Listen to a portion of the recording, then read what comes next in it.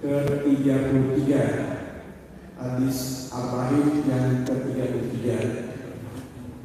Nah, untuk itu mari kita simak dengan seksama. Mudah-mudahan materi ini akan dapat kita petik dan kita implementasikan ke dalam kehidupan kita sehari-hari. Dan kemudian setelah itu nanti mungkin ada tanya jawab seputar materi ataupun di luar materi. Untuk itu mari kita buka pertemuan ini dengan mengucap basmalah. Bismillahirrahmanirrahim. Demikian Bapak Ibu sekalian, dan kami persilakan kepada guru kita untuk menyampaikan, dan akhirnya kami ucapkan bila taufiq wal hidayah. Wassalamualaikum warahmatullahi wabarakatuh. Waalaikumsalam warahmatullahi wabarakatuh.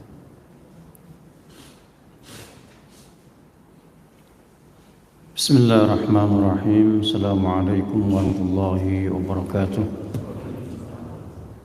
Innal hamdalillah wassalatu wassalamu ala Rasulillah wa ala alihi wa sahbihi wa mawalah wa la haula wa la quwwata illa billah, amma ba'd.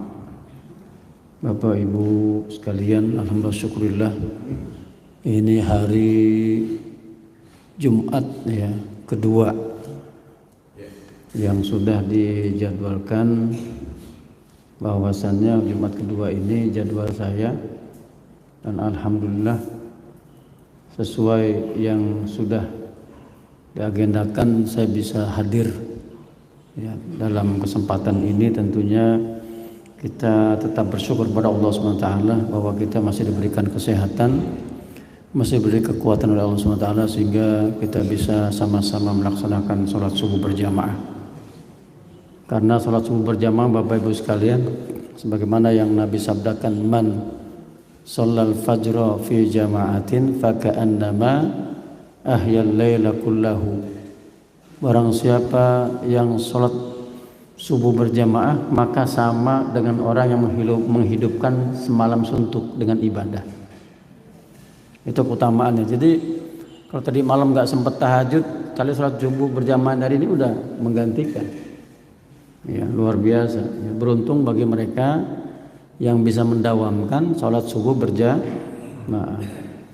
Salawat serta salam sejahtera senantiasa kita haturkan kepada baginda Rasulullah sallallahu alaihi wasallam. Mudah-mudahan kita diberikan istiqamah dalam rangka ibadah kepada Allah Subhanahu wa taala. Bapak Ibu sekalian, dalam kesempatan ini kita akan lanjutkan materi hadis yang ke-33. Mari sama-sama kita baca. Sudah ketemu hadisnya? Ayo sama-sama. Bismillahirrahmanirrahim. An Ibni Abbasin radhiyallahu anhuma anna Rasulullah sallallahu alaihi wasallam qala law yu'ta an-nasu bida'wahum ladda'a rijalun amwala qaumin wa dima'ahum lakinil bayyinatu 'alal mudda'i wal yaminu 'ala man ankara. Hadisun hasan rawahul Baihaqi wa ghairuhu hakadha. Ini hadis riwayat Imam Baihaqi dan yang lainnya. Hadisnya tidak begitu panjang. Hadis ini hadis hasan. Hadis hasan itu adalah status hadis antara sahih dan dhaif, di tengah-tengah. Tapi hasan masuk kategori sahih ya. Baik Bapak Ibu, kita coba kaji hadis ini, hadis ke-33. Diriwayatkan dari Abdullah bin Abbas radhiyallahu anhuma. Berkali-kali saya sampaikan, apabila ada sahabat di ujungnya ada doa ya, radhiyallahu anhuma, berarti sahabat dan bapaknya atau ayahnya adalah kedua-duanya sahabat baginda Rasulullah SAW. Jadi kalau anak dan bapaknya Sahabat biasanya ujungnya radhiyallahu anhuma. Kalau anak bapak sama kakeknya itu sahabat Nabi, ujungnya biasanya radhiyallahu anhum. Tiga-tiganya ya. Ada itu ya.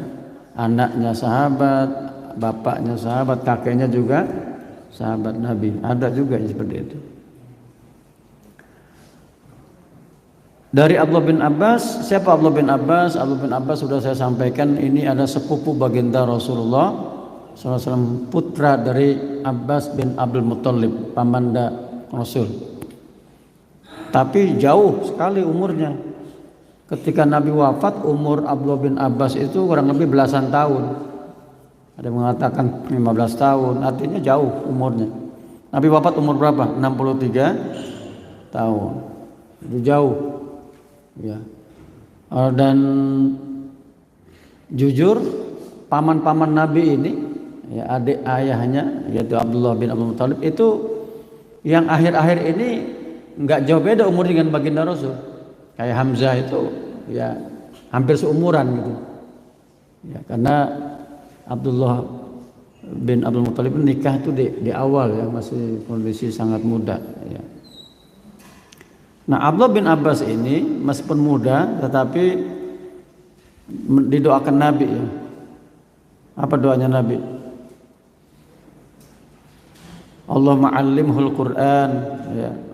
Ya Allah ajarkanlah kepadanya ya Quran wa ta'wil, dan takwilnya, penafsirannya. Maka Abdullah bin Abbas ini termasuk sahabat Nabi yang paham betul tentang tafsir Al-Quran.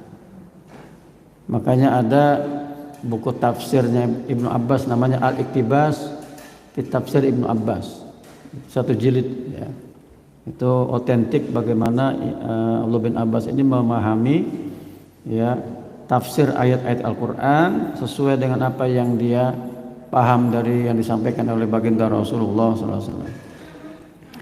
Dan Abdullah bin Abbas ini termasuk sahabat Nabi yang alim, ulama muda. Nah, ya, saya pernah menyampaikan di zaman Nabi itu ada ulama-ulama muda yang dikenal dengan Al-Abadilah Al-Arba'ah. Ada 4 nama Abdullah, ulama muda.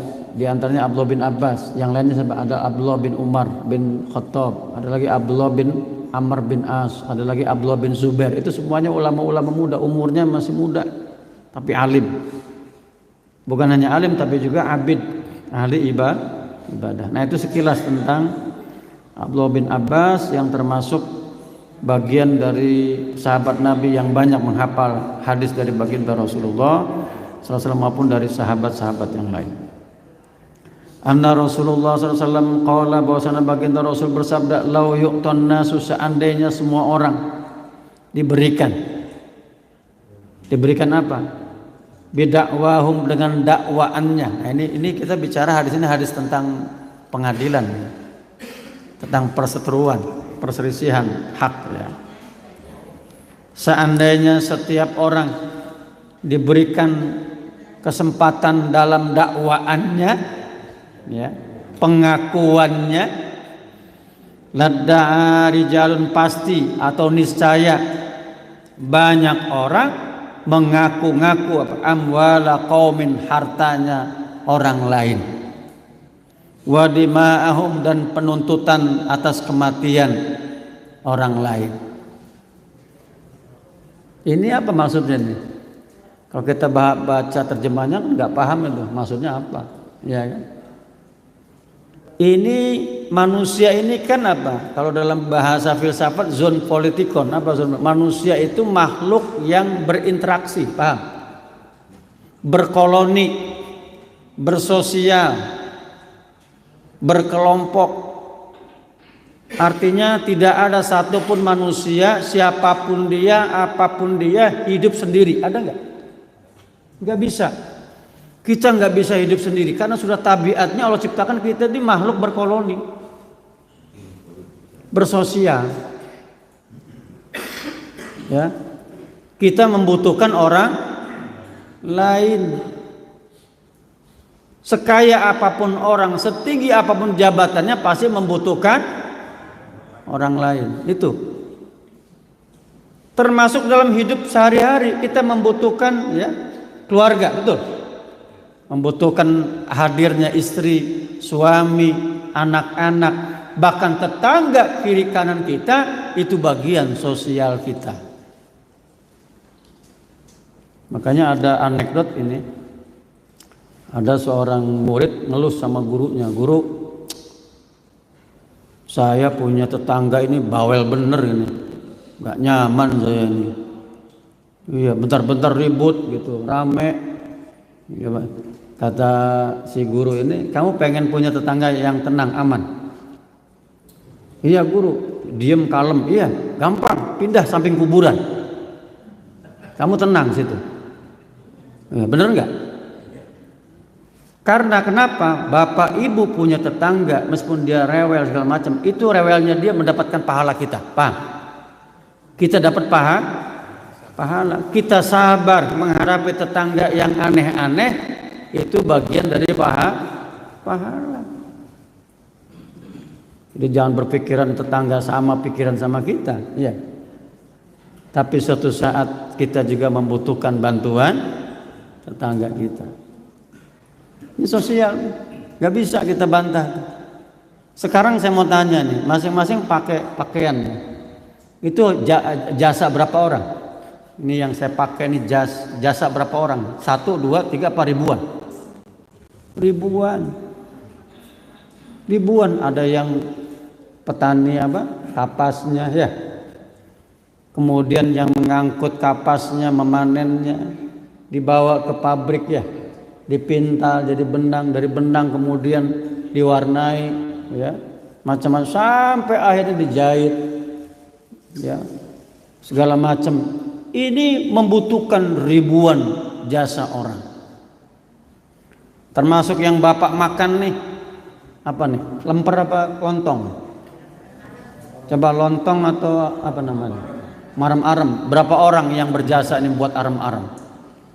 Dari yang punya pohon pisangnya ya, pohon pisangnya udah nanam dulu lama tuh, apalagi daunnya diambil, siapa yang ngambil? Ada lagi sendiri yang motong-motongnya, dijual ke pasar, ada yang beli di pasar, sampai bikin arem-arem jadi begini. Ini membutuhkan puluhan tenaga orang, ya enggak? Itu kita nggak bisa hidup sendiri. Nah, konsekuensinya dalam hidup bermasyarakat ini, berkelompok ini, maka kata Nabi apa? Ada namanya persinggungan. Paham persinggungan? Kita ini keles, ada masalah, dan Allah sudah pastikan kita masing-masing punya masalah nih. Masalah saya beda dengan Pak Rahman, ya. Beda dengan Pak Haji Herbert, beda dengan yang lain. Masing-masing punya masalah, ya. Makanya Allah bilang apa? Laqad khalaqnal insana fi kabad. Sungguh kami ciptakan manusia dalam masalah. Jadi kalau bapak ibu nggak mau ada masalah, jangan hidup. Tapi orang mati pun bermasalah, ya enggak? Di alam kuburnya masalah enggak? Masalah di alam kuburnya. Waduh, sholat saya kurang. Waduh, baru tahu dia ya. Utang belum kebayar, baru tahu. Masalah. Nah, semua masalah ini tentunya dihadapi dengan keimanan kepada siapa? Kepada yang menciptakan kita. Nah, dalam konteks perseteruan Nabi sudah ajarkan nih. Seandainya kata Nabi semua orang ya bisa diberikan kesempatan berdakwah. Berdakwah ini maksudnya mengklaim ya, mendakwakan. Ini punya saya. Zaman dulu mana ada sertifikatnya. Tanah itu kadang-kadang ditandai sama pohon ya. Ini pohon dulu yang nanam ini kakek saya, nanam. Buktinya kan nggak ada. Nah, kata Nabi seandainya semua orang bisa mengaku, pasti nanti ada yang mengaku hartanya orang. Ya. Ini bahaya ini. Dan terjadi di kita. Ya kadang-kadang karena nggak ada yang tahu, nggak ada datanya, dia matok semaunya ya. Tanah desa dia aku kan, dipatok. Di perumahan tadi jalan itu 6 meter, dia patok-patok tinggal sisa 4 meter. Sisanya berapa? Satunya kiri kanan diambil. Padahal ancaman Nabi apa? Orang yang mengambil hak orang lain, tanah orang lain, 1 jengkal saja nanti akan diancam, dikalungkan di neraka itu dengan 7 lapis bumi. 1 jengkal nih. Coba 1 jengkal tanah yang kita ambil itu nanti dikalungkan di leher kita di hari kiamat di dalam neraka 7 lapis bumi. 7 lapis pernah lihat nggak? 7 lapis bumi pernah lihat nggak?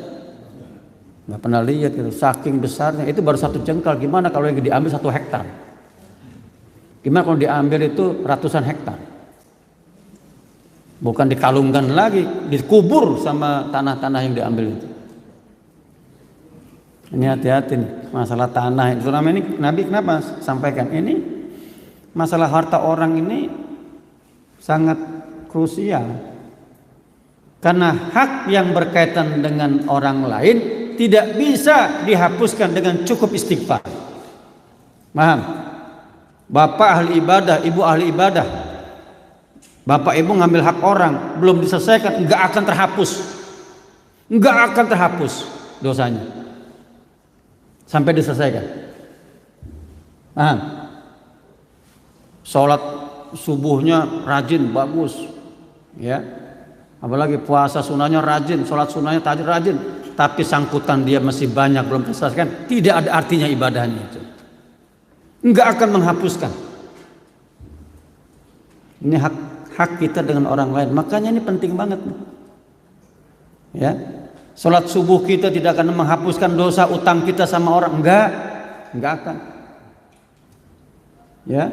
Apa zikir kita sehari semalam 12.000 zikiran enggak akan menghapuskan kita pernah nempeleng orang, enggak minta maaf.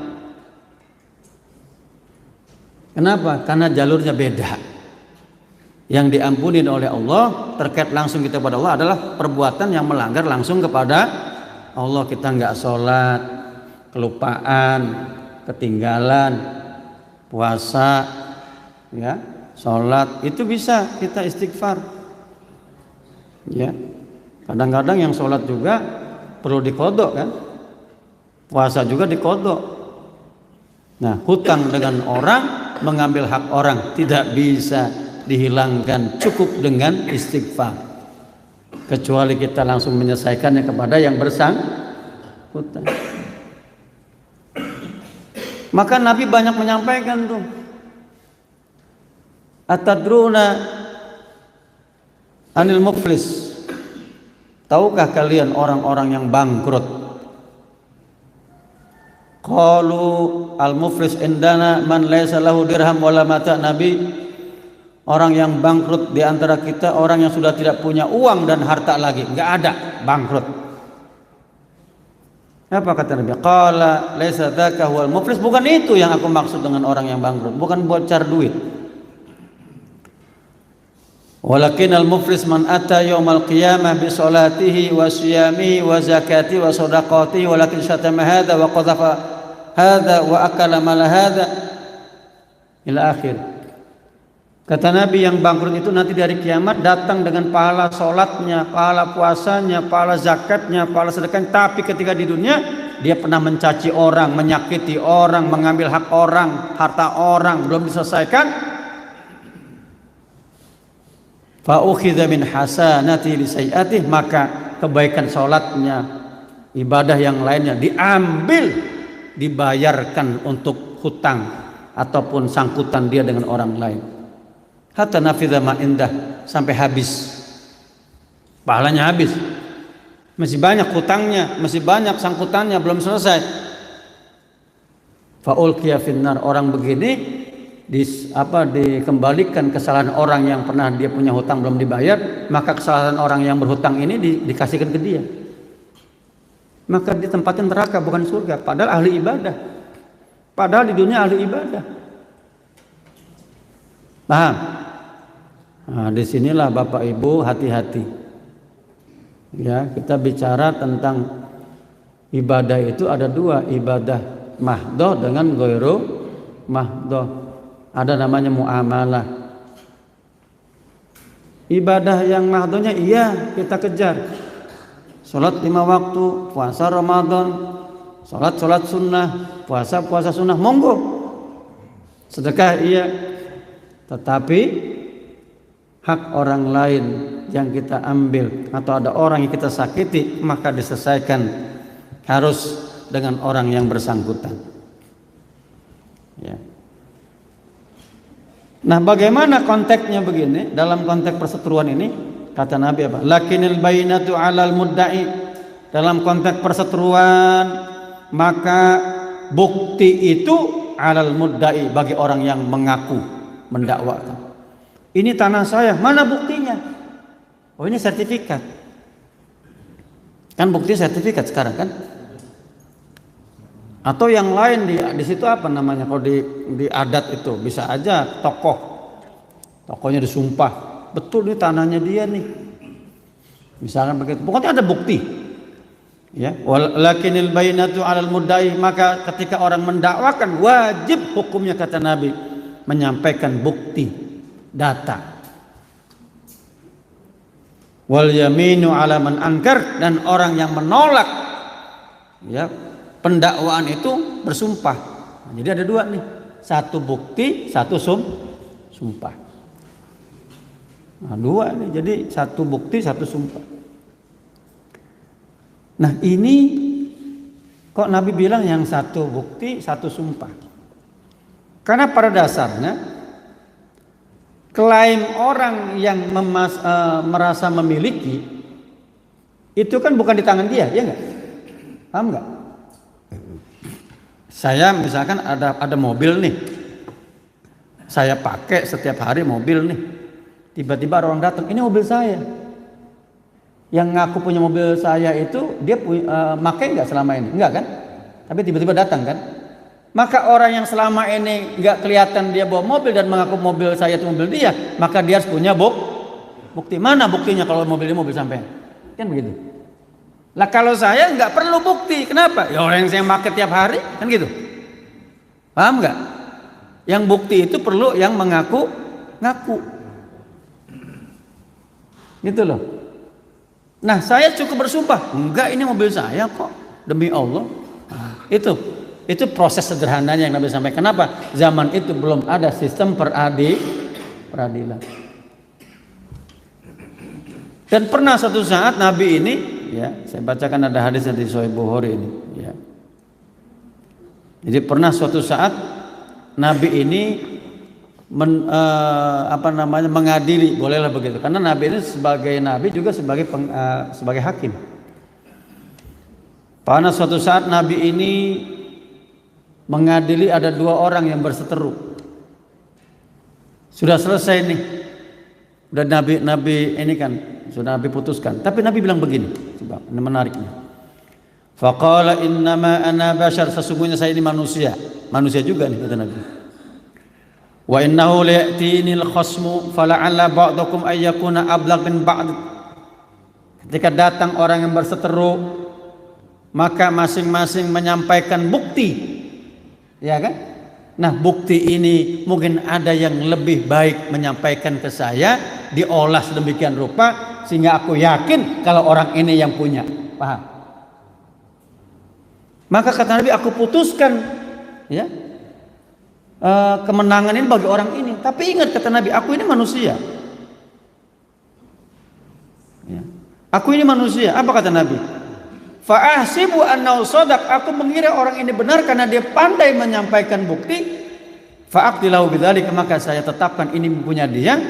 Faman qadaitu lahu bihaqqin muslim fa innama hiya qit'atun minar. Seandainya ternyata yang aku tetapkan dia ini pemenangnya yang benar, ternyata salah, sebetulnya aku sudah memberikan bagian dari api neraka kepada orang ini.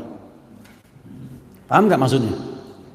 Nabi ini manusia, kata Nabi. Aku ketika ada perseteruan, ya, ada perseteruan nih, ya. Kata Nabi apa? Saya hanya memutuskan berdasarkan fakta persidangan. Fakta persidangan apa maksudnya? Siapa yang paling pintar mengajukan atau menyampaikan ya data. Penyampaian data ini mohon maaf Pak, sekarang ada advokat, bisa diputer-puter. Yang A bisa Z bisa A. Kata Nabi, ternyata ini yang pinter. Karena di antara kalian yang berseteru ini ada yang lebih pinter ngomongnya, pinter meyakinkan saya bahwa dia itu benar. Aku putuskan dia benar, ternyata dia itu salah, yang benar yang ini. Maka sebetulnya aku sudah memutuskan dia memberikan satu bagian api neraka, siap-siap di neraka. Ini mohon maaf nih, mereka yang punya profesi advokat hati-hati. Oh, hati-hati nih. Jadi bukan hanya hakim dan jaksa. Ya kata Nabi kan tiga hakim ini, 2 di neraka, 1 di surga. Bandingan 1:2 kan? Ya bukan hanya hakim doang, semuanya yang terlibat di situ. Apalagi selain hakim kan puncaknya, kejaksaan, apalagi jaksa, apalagi ya polisi, apalagi tadi itu yang advokat.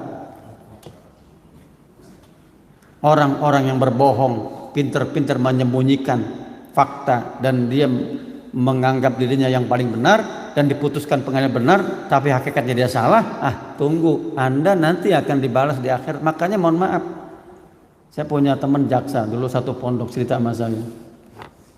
Kita ini saat di pengadilan itu pinter-pinter menyajikan data, bukti. Enggak lagi bicara siapa yang benar, ya. Hakim enggak akan tahu siapa yang benar, ya. Fakta persidangan itulah yang akan diambil. Tapi jangan gembira, mereka yang menang dalam pertarungan di situ dan ternyata orang ini salah. Ingat, pengadilan dunia nggak ada yang adil, ya. Pengadilan dunia tidak ada yang ada yang seadil-adil. Nanti pengadilan di mana? Di akhirat. Kita udah baca tuh di Al-Quran surat Yasin. Al-yawma nakhtimu ala afwahihim wa tukallimuna aydihim wa tashhadu arjuluhum bima kanu yaksibun. Hari ini kata Allah, mulut kalian aku kunci, kami kunci, nggak bisa ngomong. Dulu di dunia pintar debat nggak bisa ngomong. Yang akan berbicara tangan-tangan mereka, kaki-kaki mereka bersaksi. Apalagi dengan apa yang mereka lakukan. Ya saksinya tangan sama kakinya dan anggota badannya. Mana ada saksi yang lebih tepat dari itu? Nggak ada. Ya, maka di sini Nabi sampaikan, ketika ada perseteruan, silakan lakukan tetap pengungkapan bukti satu dengan yang lain, tapi ingat kata Nabi, yang paling bagus adalah apa? Berdamai, maksud saling ini aja. Yang paling bagus itu ya udah, ini sebetulnya saya yang salah, cuman saya minta hak saya, misalkan begitu kan, anak begitu. Ini kadang-kadang dalam warisan ini mohon maaf nih, paling sering kan antara kakak sama adik. Bisa nggak diselesaikan tanpa harus pengadilan? Bisa nggak? Bisa. Dedek lah kamu, ya udah, kita ini adik kakak, Dek, ngapain kita ribut-ribut di pengadilan, Dek? Ingatlah bapak ibu kita, mereka susah payah mencari harta untuk kita bersama, kok tiba-tiba kita ribut, bahkan mohon maaf saling mencaci maki, padahal kita satu orang tua.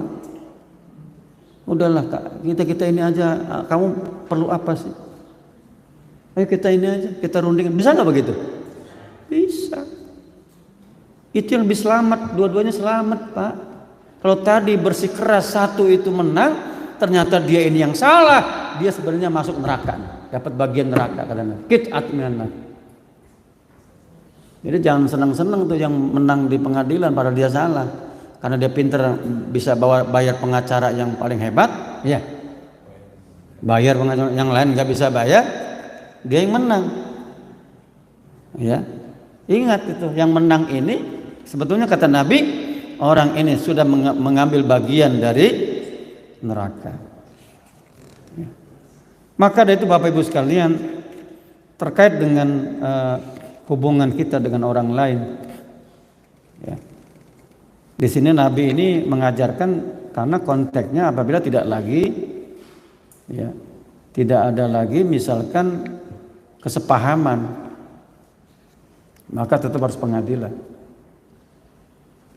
Jadi Nabi sebenarnya ingin menyampaikan bagi orang yang berseteru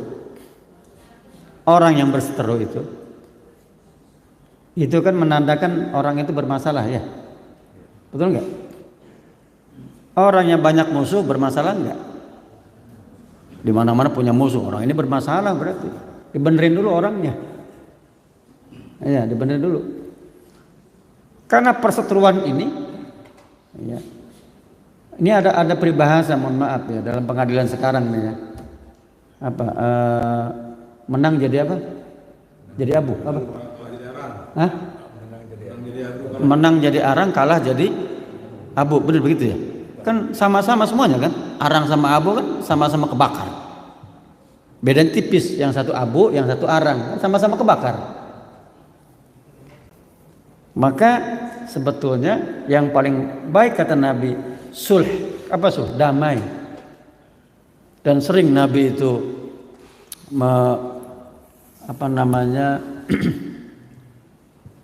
menyelesaikan dengan kedamaian. Jadi pernah suatu saat Zubair bin Awam dengan ada seorang, Zubair ini kan mohon maaf masih saudaranya Nabi, sepupu lah. Ini bicara solokan nih, solokan, tahu solokan, depan rumah. Rupanya air dari tetangganya Zubair ini mampet nih, nggak bisa keluar karena di solokan Zubair itu diketahan, gitu ya. Laporlah Nabi, ini solokan saya ini airnya nggak jalan. Kenapa? Karena rumahnya Zubair ini nggak bener nih solokannya. Nah, dipanggillah Zubair tuh ya, kamu gimana? Ya Nabi, nah, coba tetanggamu tuh punya hak. Haknya apa? Bahwa dia punya hak membuang air di solokannya dan melewati solokan kamu kan gitu. Begitu juga kamu sebaliknya. Maka kamu jangan larang ini nih, jangan larang, jangan halangi kan begitu. Kalau kamu halangi kamu berdosa. Akhirnya dialirkan. Begitu juga kita sehari-hari ini di rumah nih, di perumahan kita, tetangga kita. Ini kan lahan saya, ini gorong-gorong ada di depan saya. Mau mampet mau enggak urusan saya, bukan urusan sebelah. Begitu kira-kira. Bener nggak begitu? Salah. Kalau kita gorong-gorong kita ini mampet menyebabkan tetangga sebelah banjir, kita punya andil dosa nggak di situ? Dosa, Pak. Banyak di zaman Nabi. Ada lagi yang kormanya itu buahnya ke sebelah, tetangga sebelah. Jadi ada dua orang tetangga, satu orang Muslim fakir, satu Yahudi kaya. Gitu. Ini pohonnya itu, pohon kormanya ke sebelah. Nah ini buahnya jatuh, dipungut sama anaknya si Muslim yang fakir ini, dimakan. Enggak, jadi dimakan. Ya tiap hari begitu, dia komplain sama orang Yahudi. Muhammad saya nggak terima, ini tetanggaku ini makanin korma saya tiap hari. Orang kan nggak ngambil, cuma jatuh ke situ. Sama juga kita pohon mangga, buahnya jatuh ke sebelah. Sebelahnya lagi ngidam, diambil kan? Nggak ngomong lagi. Ini apalagi buah mangganya enak nih, mangga mahal. Akhirnya kata Nabi, itu punya dia betul, ya. Terus si tetangga yang Muslim fakir ini bilang, saya nggak punya uang Nabi untuk bayar. Ya. Tapi ini akhirnya dibilang Nabi, coba pohonmu bisa nggak dibalikin, maksudnya biar itu kan nggak bisa. Kalau nggak dipotong kan gitu. Nah, akhirnya dia baru sadar bahwa ketika pohonnya itu memang tumbuh di pekarangannya, tapi buahnya menjuru ke sebelah, itu berarti ada hak sebelah. Sebetulnya kan bisa diselesaikan, bisa nggak diselesaikan? Bisa. Sudahlah yang jatuh kamu ambil nggak apa-apa. Ya. Kan begitu, selesaikan urusan. Ini kan akhirnya apa? Itu pohonnya mau dipotong, ya. Tapi kan dia nggak mau, kalau dipotong kan mati berarti pohonnya, ya. Nah, jadi begitu Bapak Ibu. Jadi terkait dengan muamalah ini, maka harus ada tenggang rasa satu dengan yang lain. Makanya Nabi sampaikan, ya, kalau seandainya kalian memperlakukan seorang, maka pertimbangkan diri kalian. Kama tadinu tudan, sebagaimana kalian melakukan maka kalian akan dibalas. Sebagaimana kalian melakukan kesalahan kepada orang, kalian akan dibalas. Ini Nabi yang ngomong, kama tadinu, dan dulu kalian sama orang tua buruk perlakuannya, nggak bagus sama orang tua, nanti kalian punya anak akan dibalas dengan yang sama. Mohon maaf ya, ini Nabi yang ngomong bukan saya. Maka udah bilang, ada hukum karma nggak di Islam? Sebetulnya beda-beda tipis dengan yang agama ada. Kama tadinu tudan. Sebagaimana kalian memperlakukan orang lain, kamu akan diperlakukan yang sama. Kalau bapak ibu ingin dimuliakan anak, muliakanlah orang tua kita. Iya, kalau bapak ibu ingin dimuliakan tetangga, maka muliakanlah tetangga. Allah akan muliakan. Makanya ada hadis Nabi sampaikan apa? Salasun man kunna fihi hasaballahu hisaban yasira wa adkhalahul jannatu bi rahmatih. Ada 3 perkara kata Nabi. Barang siapa ya yang memiliki 3 perkara ini, maka dia akan masuk surga dengan hisab yang sangat mudah dan dimasukkan dalam surga dengan rahmat Allah. 2, hisab mudah, mendapat rahmat Allah. Ya rahmat itu surga lah ya. Karena hisab ini susah Bapak Ibu, tidak ada yang kecil, yang remeh, tapi pasti akan dihisab, dihitung. Apa kata sahabat? Yang 3 itu apa Nabi? Silman qata'at. Sambunglah silaturahim orang sudah memutusnya. Ini berat banget nih. Ya, berat nggak? Ada orang, ya jangankan orang lain, keluarga lah. Adik kita ribut gara-gara waris, akhirnya sumpah, udahlah, kita udah bukan saudara lagi, kan gitu. Dia mutus kan? Bisa nggak kita memulai menyambungnya ke adik kita ini? Bisa nggak? Bisa, cuman kadang-kadang gengsi kita, oh kan saya paling tua, dia muda, apa saya duluan. Pada kata Nabi, silman qata'at, sambung orang yang sudah memutusnya. Kalau menyambung pada orang yang sudah menyambung, biasa kata Nabi. Kita lebaran sama tangga sebelah yang baik sama kita biasa, tapi kita lebaran sama orang yang belum pernah lebaran, bahkan belum pernah datang ke rumah kita, luar biasa. Silman qata'at. Bahkan orang itu sudah jelas-jelas mengatakan sudahlah putus hubungan kita. Nah ini jadi gak gampang. Masuk dalam konteks ini hubungan antara suami dan mantan istri. Ya kejadian gak? Biasanya kan kalau udah cerai ribut itu, udah gak bakal ini lagi ya. Padahal cerai lah gak apa-apa, tapi jangan lupakan kebaikannya. Ya, mohon maaf bagi mereka yang sudah berumah tangga bercerai. Kan separuh rahasianya dipegang semuanya kan? Iya enggak? Dia tahu siapa tentang kita kan? Mantan pasangan kita tahu nggak tentang kita? Tahu.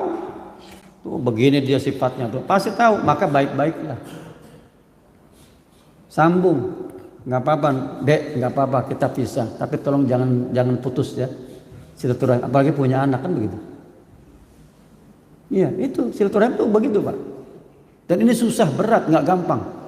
Berat, tapi kata Nabi yang bisa melakukannya dia akan dihisab masuk surga dengan hisab yang sangat mudah. Yang kedua apa? Tu'ti man harama, memberi kepada orang yang belum pernah memberi kepada kita. Kalau kita memberi kepada orang yang biasa memberi, namanya membalas. Biasa membalas itu. Kita ngasih tetangga sebelah makanan, dia balas lagi dengan makanan kan. Kalau di kita kan tradisinya, mohon maaf, kita kan biasanya kalau mau lebaran atau puasa kasih pakai rantang ya. Iya dikasih. Kan ditanya, Bu ini rantangnya mau diambil, nanti aja dia dibalikinnya. Maksudnya nanti dibalikin itu kan maksudnya apa? Dibalas. Itu ibu harus paham gitu tuh. Nanti aja Bu dibalikinnya, maksudnya dibalas. Kalau saat itu kan kosong dibalikinnya kan. Itu boleh, nggak apa-apa, nggak salah kok. Bahkan suatu saat Aisyah itu sama tuh, begitu ngirim tetangga sebelah, dan dia berharap dibalikin. Nanti Nabi, aku ini ngasih makanan sama tangga sebelah, tetapi aku berharap dibalas, boleh nggak? Boleh. Wadzalikal huwal mukafi. Yang begitu orang yang memberikan yang ingin dibalas, ya itu namanya mukafi. Mukafi itu orang yang minta balas. Jadi ngasihnya nggak ikhlas. Iya, Lah iya, apalagi pas dia tahu balasannya nggak seimbang. Dia nganterin rendang, yang datang ikan teri, nggak cocok. Pasti ngomel-ngomel dia. Ya nggak Bu ya? Ya Bu, nganternya rendang, balikinnya ikan asin, ikan pedak lagi. Waduh, ini salah alergi sama pedak ini. Maka jangan pernah berpikir berharap dibalas, kata Nabi. Mukafi boleh, cuman Anda jangan nanti marah-marah gara-gara balasannya tidak seimbang. Ya, begitu. Jadi yang pertama, sambunglah silaturahim kepada orang yang memutus. Yang kedua apa tadi? Berilah kepada orang yang belum pernah memberi. Yang ketiga kata Nabi, ta'fu amman zalamak, memaafkan orang yang sudah menzolimi. Memaafkan. Ini berat semua itu tiga-tiganya itu. Memaafkan orang yang sudah berbuat zolim. Yang paling mudah biasanya kalau dari orang tua ke anak, ya enggak? Kalau orang tua mah enggak ada dendam. Ada dendam orang tua sama anak. Kalau ada dendam orang tua sama anak, luar biasa nih. Orang tuanya berarti bermasalah juga itu. Iya. Biasanya orang tua itu enggak akan pernah tersakiti oleh anak biasanya. Dia akan memaafkan. Kenapa? Karena anak itu darah daging siapa? Kalau anak itu salah, berarti kita mendidiknya salah. Gitu Pak, Bu. Saya juga mohon maaf ya, kadang-kadang ini saya dosen gitu kan, nguji mahasiswa nulis skripsi atau tesis, atau ketika ujian dia nggak bisa jawab, saya kadang-kadang kembali kepada, oh jangan-jangan saya ngajarinya belum bener, anak saya kok nggak bisa jawab. Itulah sebabnya jangan heran kalau ada munakosa kesannya banyak kesalahannya, tapi kok hasilnya bagus. Nah, itu kami sebetulnya ingin mengungkapkan ini kekurangan kamu, tapi kami nggak akan melihat terlalu jauh. Kenapa? Kalian tuh bimbingan saya. Masa saya kasih nilai jelek? Kan begitu, ya enggak? Nah itu Pak. Sebab juga anak ini durhaka. Sebetulnya kembali kepada kita, ya. Orang tuanya. Karena buah itu tidak akan jatuh jauh dari pohonnya. Kalau ingin tahu siapa orang tuanya, lihat anaknya Bu, Pak ya. Iya. Lihat anaknya. Ini kalau anaknya nggak bener, berarti orang tuanya nggak bener. Loh iya, mohon maaf ya. Secara umum begitu. Meskipun nggak semuanya. Iya Zat. Ada anak-anak Nabi kan durhaka juga ya. Itu sebetulnya konteks anak-anak Nabi yang durhaka, istri-istri Nabi yang durhaka, itu konteksnya bukan bicara hubungan keluarga, tetapi ingin mengatakan hidayah itu bukan di tangan orang. Itu aja. Kalau memang hidayah di tangan orang, pasti istrinya Nabi masuk Islam, anaknya para Nabi tentunya menjadi pengikutnya. Tapi faktanya kan ada, ya, yang tidak sejalan. Bapak Ibu rahimakumullah, maka dari hadis ini kita bisa mengambil pelajaran dalam konteks perseteruan ini. Maka sebetulnya ada jalan yang paling bagus adalah as-sulhu, wa sulhu khair, kata Nabi. Berdamai itu lebih baik. Ya. Kemudian ada yang bertanya, Ustaz, kalau kita mengalah gimana? Ini mengalah nih, terutama kita seterunya sama adik ya di keluarga. Udahlah Dek, mau ambil aja lah. Apalagi kita nggak butuh, kita ini kebetulan berada, adik kita memang orang miskin, udahlah Dek, kamu ambil aja. Mengalah begini nih, kata Nabi, luar biasa itu. Dia bisa merangkul adiknya dan bisa mencukupi kebutuhan keluarganya, luar biasa. Nah, kalau tidak ada jalan keluar, maka silakan berseteru. Dengan tadi yang mengaku harus punya bukti, yang menolak itu bersumpah. Ya, bersumpah. Saya kira ini ada yang mau bertanya terkait dengan ini saya globalkan saja, sebetulnya konteksnya banyak. Pengakuan anak orang tua kan